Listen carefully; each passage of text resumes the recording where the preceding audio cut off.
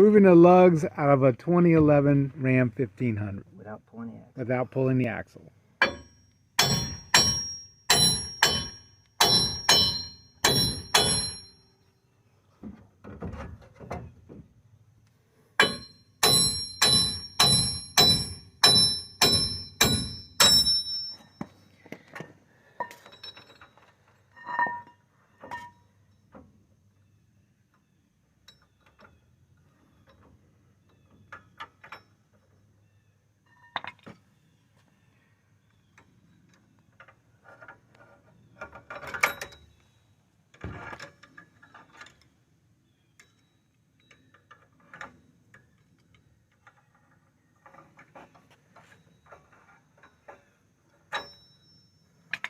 There you go.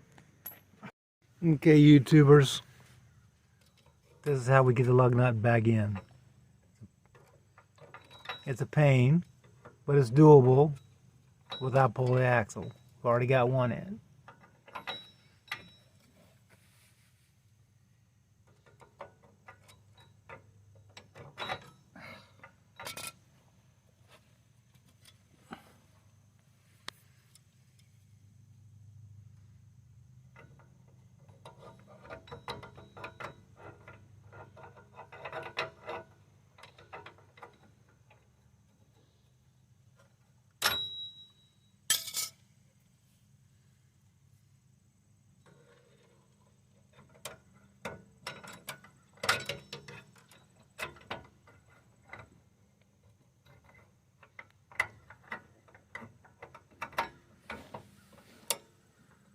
And take and spin the axle a little bit, and there you go. It's in.